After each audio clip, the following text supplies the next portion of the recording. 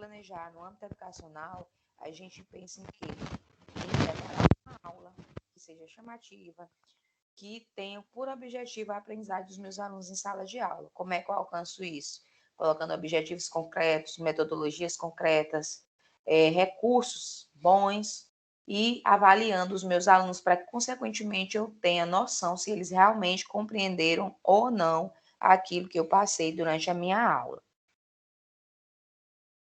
Então, cabe a pergunta: como se concebe o planejamento para crianças dos anos iniciais, se são consideradas parte do processo, como sujeitos ativos? Por mais que muitos professores não tenham essa concepção de que as crianças, principalmente dos 3 primeiros anos, do primeiro, do segundo e do terceiro ano, sejam sujeitos ativos no processo de aprendizagem, há de se ter essa consciência. Essas crianças são, sim, sujeitos ativos, devem ser tratadas dessa forma, devem ser ouvidas, tá certo? E a aula deve ser feita com foco neles.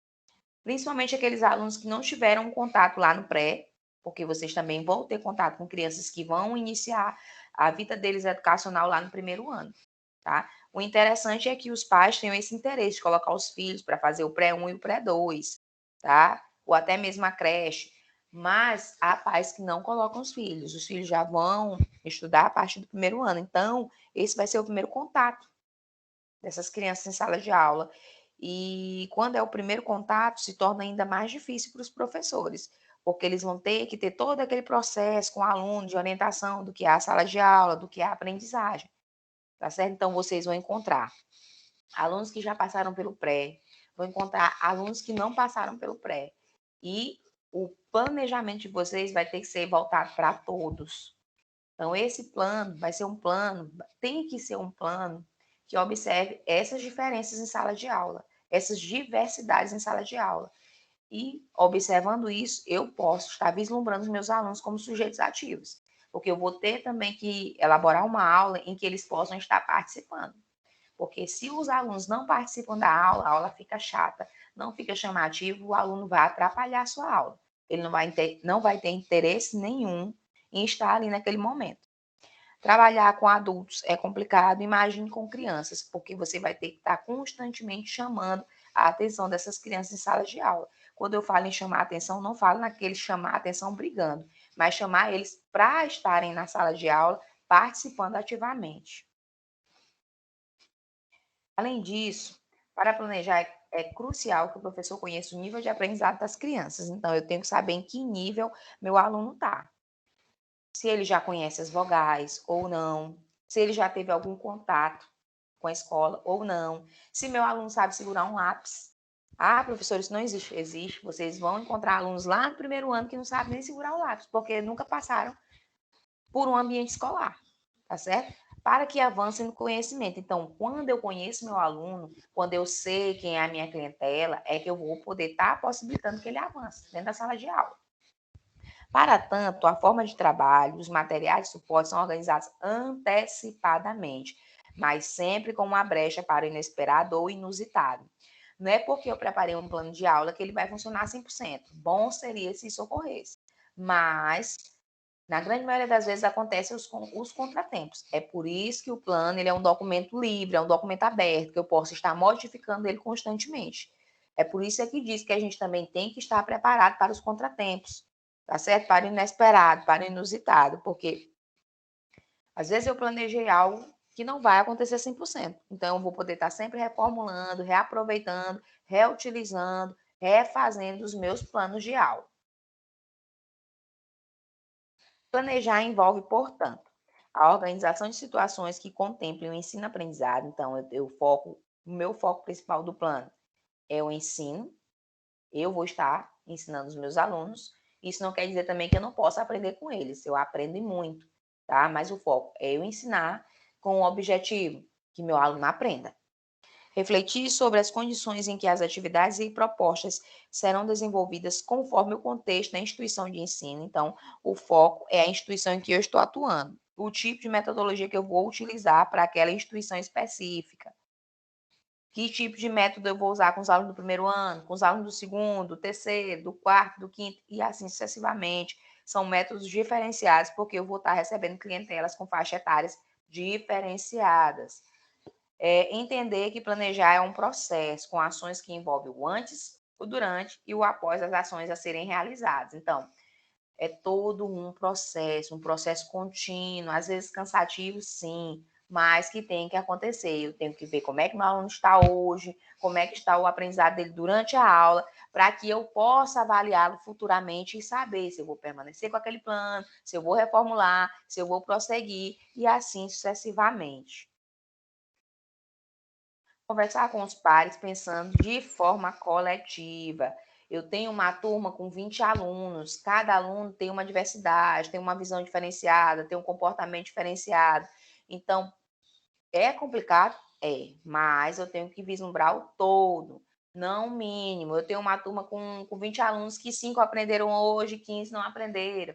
Eu tenho amanhã 15 aprende e 5 não. Então, os métodos eles vão se modificando dependendo da situação em que eu vou estar naquele momento. Pensar nos melhores momentos para realizar a avaliação do aprendizado das crianças, com a escolha dos instrumentos avaliativos e o tempo adequado para a sua efetivação.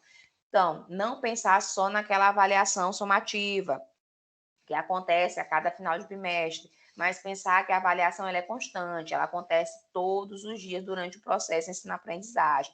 Não precisa ser só aquela avaliação com atividades, a gente pode observar o desenvolvimento do aluno, a gente pode ver como é que ele vem participando da aula, até mesmo quando ele interage, tudo isso são formas de avaliar os nossos alunos.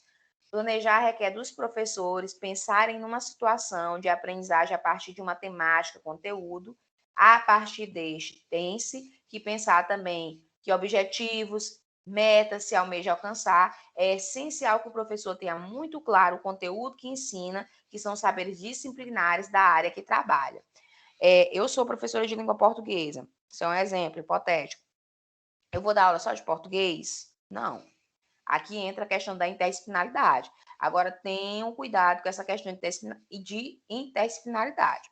Eu sou professora de português, o meu foco é a língua portuguesa, querendo ou não, tá? Mas eu posso trabalhar a ciência, eu posso trabalhar a matemática, sem fugir da minha disciplina específica, que é a língua portuguesa. Porque há professores que entendem, eu sou professor de português, vou trabalhar de forma interdisciplinar. Vou esquecer o conteúdo de português e vou trabalhar só de ciências. De jeito nenhum. A sua disciplina é aquela específica, mas você pode trabalhar a interdisciplina dentro da sua disciplina, sim, e deve fazer isso. Como ensinar o que não se sabe? Então, professores, tomem cuidado, preparem suas aulas, tá? Tenham conhecimento do que vocês estarão ensinando aos seus alunos, porque vocês podem estar ensinando eles de forma errada ou também vocês podem passar constrangimento em sala de aula. Alunos de primeiro, segundo ano, nem digo nada. Mas quando você parte para aluno de terceiro, quarto e quinto ano, mas vamos principalmente no do quarto e quinto ano, ele já tem uma noção. Então, se você vai falar uma besteira na sala, se ele tem aquele conhecimento, ele vai fazer você passar vergonha. Então, tomem bastante cuidado, preparem suas aulas, preste atenção no que você está escrevendo no quadro, como você está escrevendo. Aceitem as correções, que às vezes acontecem, entendeu? E tenham um jogo de cintura para lidar com elas, que muitas vezes os alunos eles conseguem encontrar coisas, brechas nas aulas que os professores não. Então, a gente tem que tomar muito cuidado com as aulas que a gente vem preparando para os nossos alunos. Como criar um saber experiencial com os alunos, saberes da prática, se não se tem noção do que se faz? Se eu não me preparo, se eu não preparo meu plano de aula, se eu vou de qualquer forma para a sala de aula, eu vou passar vergonha ou constrangimento. A grande verdade é essa.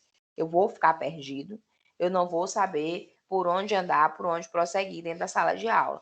Então, o interessante é que você se prepare para dar aula, principalmente vocês que estão entrando no processo de estágio. Não vão de qualquer forma, porque, querendo ou não, vocês estarão sendo avaliados pelos professores regentes. Este ponto é o diferencial da formação do professor. Uma formação para a pesquisa, pois se o professor tem internalizado que precisa aprofundar-se, problematizar a sua prática, sua formação então ocorre de forma contínua. Vocês vão concluir o curso de pedagogia daqui a pouco tempo. Só que vocês não podem parar só nesse curso, vocês têm que estar se qualificando constantemente, Vocês têm que estar fazendo formações, seminários, cursos de especialização, cursos de aperfeiçoamento. Por quê? Porque, gente, o ensino ele não é estático, a educação ela não é estática, ela vai evoluindo. Se vocês estagnam, ela evolui e vocês ficam para trás, tá certo? Até porque vocês futuramente vão precisar passar no concurso, tá certo? E para vocês passarem no concurso, vocês vão ter que ter conhecimento, tá? Sem o conhecimento, vocês não vão alcançar os objetivos de vocês. A aula ou aulas possui um desenvolvimento que parte sempre de uma discussão inicial, uma sondagem sobre o que o aluno já conhece sobre a temática, o conteúdo a ser trabalhada. Geralmente, o professor ele inicia sua aula tentando recordar aquilo que ele deu na aula anterior. Isso também é bem claro no início do ano, quando você faz a semana diagnóstica. A semana diagnóstica, ela é o quê? Ela é um momento em que o professor ele vai saber o que é que a sua turma aprendeu no ano anterior, o que é que eles absorveram, para que ele possa ter uma noção do que é que ele vai ensinar naquele ano seguinte, tá? Nem sempre vocês vão pegar a mesma turma, vocês vão pegar turmas diferenciadas. Então, é interessante que vocês conheçam os alunos de vocês. Sabe aquele aluno que tem dificuldade na leitura, aquele aluno que tem dificuldade na escrita, aquele que sabe mais, aquele que sabe menos. Até para que a sua elaboração de aula seja mais fácil. Assim, o professor lança a mão de recursos para aprofundar o que está trabalhando. Então, a partir daí eu vou preparar meus materiais didáticos, como, por exemplo, vídeos, utilização de sucatas, de jogos, de brincadeiras, soluções de problemas, histórias. Então, isso são alguns tipos de recursos que eu posso estar utilizando na minha aula, só que vocês sabem que tem outros, tá? E é interessante também que o professor ele utilize esses recursos. Muitas vezes, quando a gente já está há muito tempo em sala de aula, a gente não quer estar utilizando recursos novos. A gente fica focado só no quadro, no livro didático, e não foge disso, não sai disso. Os alunos também acham muito bom o período que tem estagiário na escola, porque eles sabem que vai ter coisa diferenciada, vai ter jogo, vai ter recurso novo, tá certo?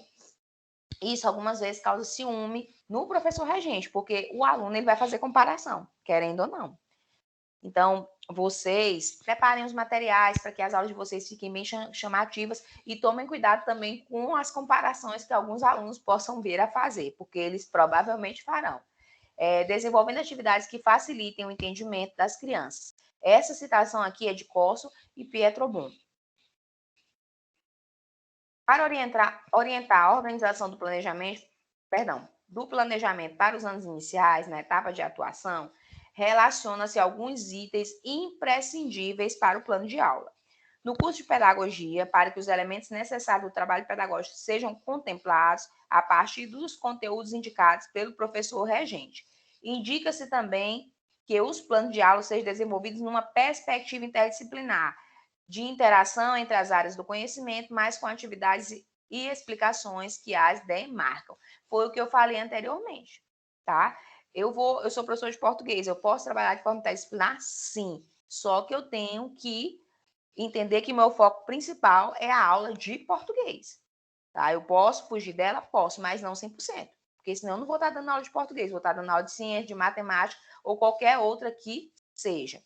Quando vocês forem assumir as salas, vocês vão perceber que o professor ele já tem uma metodologia dele de aula e os alunos muitas vezes já estão habituados com aquilo ali. Vocês vão ser o novo para aqueles alunos. E vocês vão ter que prosseguir a partir daquilo que o professor está lecionando naquele momento na sala. Vocês não vão poder fugir, tá, do que está sendo trabalhado pelo professor. Eu vou estagiar, mas eu vou dar as aulas que eu quero. Não, você vai dar as aulas dependendo do que está sendo trabalhado naquele momento. Então, por isso que eu falo também o que foi dito lá no início da aula. Tenha conhecimento de causa, não vá para a sala de aula sem se preparar e sem conhecer o conteúdo. No plano de aula para o estágio dos anos iniciais do ensino fundamental, constam os seguintes itens. Então, aqui tem alguns itens que devem estar contemplados no plano de aula. É claro que a gente deu um modelo de plano de aula para vocês na aula anterior, que eu deixei bem claro para vocês que vocês não são obrigados a utilizá-lo. O interessante é que vocês utilizem o plano que a escola está utilizando naquele momento, até para que vocês não fujam, né, da realidade escolar. Mas, basicamente, no plano de aula tem que ter os dados gerais, que é o nome do estagiário, o nome da escola, o professor regente, que é o professor responsável pela sala que vocês estarão atuando, o período, que é o horário da aula, se vocês vão estar trabalhando no matutino, no vespertino, a turma, o ano, quinto ano, quinto ano, quarto ano, terceiro ano, a carga horária que vocês vão estar trabalhando daquela disciplina e a data do dia. Aí vamos lá, passo a passo, o que é que tem no plano? A disciplina, que é a área do conhecimento e conteúdo, destacar a disciplina ou a área do conhecimento e trabalhar contemplando as interações com outras áreas. Indicar também os conteúdos a serem desenvolvidos, explicitando a carga horária no plano para cada conteúdo. Vai ter a disciplina específica, vocês têm que ter na mente de vocês que vocês são professores polivalentes. Então, vocês vão trabalhar todas as disciplinas de primeiro ao quinto ano. Vocês vão obedecer o horário que a escola já tem. Então, vamos supor, hoje é segunda-feira, vocês estão iniciando o estágio. Lá no horário do quarto ano, tem 2 aulas de português, 2 aulas de matemática e uma de, vamos supor, de religião. Então, vocês vão preparar 3 planos de aula para aquele dia. Lembrando que no português vocês vão ficar 2 horários na sala, na matemática mais 2 e um horário de religião. Objetivos: explicitar um objetivo geral e pelo menos 3 específicos por conteúdo a ser desenvolvido. Quando eu coloquei essa questão do objetivo geral aqui, eu foquei mais na questão do plano de curso, tá? Do plano anual e do plano mensal. No plano de aula, lembrem, vocês vão focar mais nos objetivos específicos, porque são planos mais rápidos, são planos que vocês vão preparar mais. Então, deixem os objetivos gerais para os planos mais no popular, que sejam mais demorados. Nos planos de aulas, que são planos mais rápidos, que vocês têm que estar elaborando diariamente, vocês vão usar só os objetivos específicos. Ou no caso em que mais de um conteúdo é contemplado no plano, pode prever objetivos que contemplem todas as atividades e as áreas de conhecimento sem separá-las. A questão dos objetivos, gente, eu quero deixar bem claro para vocês, é a critério do aluno. Eu sempre falo nas aulas de didática que os alunos têm uma certa dificuldade na elaboração dos objetivos. Os objetivos é o que você quer almejar com aquela aula. Então, pensem dessa forma. Aulas de adição, o que é que eu quero? Que meus alunos aprendam a somar. Então, um objetivo é o quê? Que meu aluno aprenda a somar. Inicia com um verbo e pronto, tá aí um objetivo. Entendeu? E assim sucessivamente. Não tenham medo de elaborar os objetivos de vocês. Os objetivos são próprios de cada professor. É o que você quer alcançar com aquela aula. Esquematização dos conteúdos. Neste item são inseridos os conceitos a serem trabalhados com as crianças, com apoio nos livros didáticos. Por exemplo, prepara-se o conceito científico a ser desenvolvido, já com citação de autores. É a base para a aula, é uma descrição do conteúdo em si. Então, vocês vão colocar, o conteúdo que vai ser trabalhado naquela aula. Às vezes vai ser 1, às vezes serão 2, tá certo? Então, vocês vão especificar isso lá no plano de vocês. Quando é colocado aqui baseado em autores, é porque vocês vão fazer a pesquisa num livro didático. Seja ele qual for, seja o que está sendo utilizado na escola, que é o mais correto, ou alguma outra forma de pesquisa que vocês queiram, internet, revistas, entre outros, ou um livro de outros autores, tá certo? Que vocês vão utilizar como referência.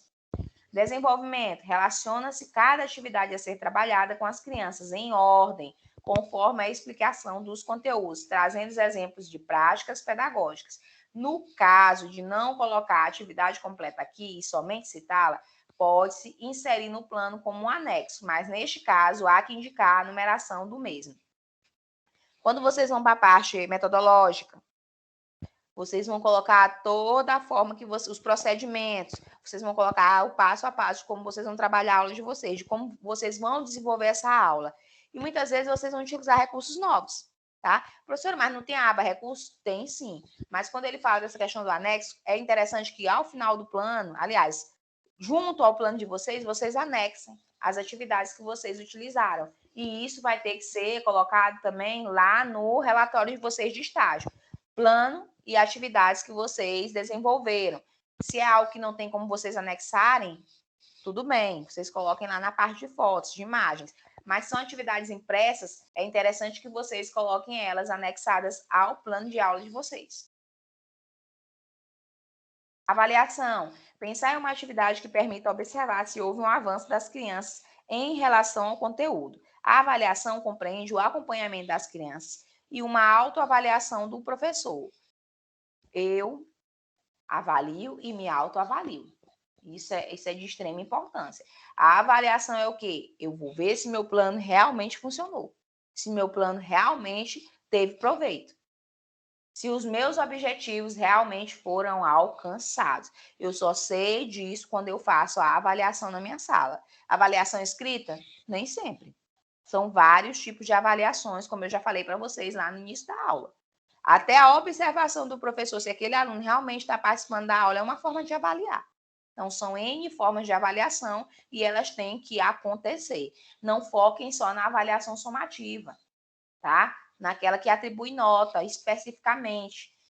Foquem também na avaliação qualitativa. Recursos. No momento do planejamento das atividades, selecionam-se os recursos a serem utilizados nas atividades. É importante ainda na etapa de observação verificar o que a escola disponibiliza, quais os materiais que as crianças têm e o que o estagiário necessita providenciar. Então, não fiquem só no recurso livro, gente, no recurso quadro. Levem novidade para as crianças, tá certo? Veja o que a escola pode disponibilizar para vocês. Se ela não podem, preparem, levem recursos novos, chamem a atenção dos alunos para as aulas de vocês. Sejam o diferencial na sala de aula durante o processo de vocês de estágio. Referências. Todas as utilizadas, livros, vídeos, sites consultados, literatura infantil, entre outras. É uma das coisas que eu acredito que eu também já falei em sala para vocês. Muitas vezes a gente prepara todo um plano e esquece o principal do plano. Em quem foi que quem eu utilizei como referência para preparar aquela aula? Que material, que livro didático eu utilizei? Que vídeo eu utilizei? De quem é? Que site eu consultei para preparar aquela aula? Então, é interessante que os planos de aula contemplem as referências utilizadas. Este plano de aula é organizado a partir dos conteúdos elencados pelo professor regente, que demandam pesquisa em diferentes fontes. É possível solicitar para que a escola auxilie com materiais ou indique algumas possibilidades. Recordando, vocês não terão possibilidade de dar aulas aleatórias na sala de aula. Pelo amor de Deus, vocês vão seguir o elementar da escola, vocês vão seguir o currículo escolar, vocês vão seguir o que está sendo trabalhado na escola naquele momento. Não tentem fugir daquilo que vocês vão confundir a cabeça dos alunos. E lembrem que vocês serão avaliados, tá? Se o professor regente vê que vocês prepararam uma aula que não tem nada a ver, que não é sequência do que ele está trabalhando, eles vão colocar nas observações das fichas de vocês. Durante o estágio supervisionado, o acadêmico estagiário respeita as normas da instituição de ensino, não interferindo em situações referentes aos alunos, pais ou professores. A postura a ser tomada é de alguém que está no espaço para aprender e não de pontuar. Portanto, tenham postura durante o estágio de vocês. Não queiram se meter na forma como o professor trabalha, tá certo? Não queiram procurar confusão com os pais e com os alunos. Volto a dizer para vocês, vocês estão lá como estagiários, estão sendo avaliados como tal. Não queiram ter os professores regentes como inimigos de vocês. A postura a ser tomada é de alguém que está no espaço para aprender, não para pontuar, junto à unidade concedente de estágio. Os erros e problemas que emergem no cotidiano. Vocês estão ali sendo recebidos de bom grado. Então, não interfiram no que já está funcionando na escola. Façam a parte de vocês, deem as aulas de vocês, preparem as aulas de vocês da melhor forma possível, mas não tentem interferir no que já é normal, no que já é do cotidiano daquela escola. Alguns desses aspectos são contemplados no relatório. Aí sim, professor, eu observei que aquele professor daquela escola tal, ele não prepara uma aula diferenciada, porque vocês vão passar pelo processo de observação. Aí sim, o que vocês observaram de errado lá na escola, vocês podem colocar no relatório tranquilamente, sem problema nenhum, até porque esse documento não é um documento que vai ser entregue lá na escola, tá certo? Coloquem todas as observações de vocês dentro do relatório de estágio. Não vão constranger professor, não vão constranger gestor, não vão querer arrumar confusão dentro da escola. Até porque, volto a dizer, vocês estão sendo recebidos lá de bom grado. Mas sempre com o olhar de que os autores que auxiliam na discussão do fato elucidam e apontam caminhos para o aprendizado dos próprios acadêmicos estagiários. A postura profissional envolve zelo no trato com os colegas, crianças e pais ou responsáveis. Considerações que não são pertinentes de serem feitas na escola, façam no relatório de estágio, tá? E exponham elas durante as apresentações de vocês. Tudo é válido. É interessante que vocês digam o que vocês observaram de bom e o que vocês observaram de ruim durante o processo de estágio de vocês. E para finalizar, nosso questionamento do dia: como planejar para crianças dos anos iniciais se as mesmas são consideradas parte do processo, como sujeitos ativos? Então, como é que você elabora um plano para alunos que são sujeitos ativos? Então, pensem dessa forma e respondam lá no espaço de vocês das atividades. Um abraço e até a próxima aula.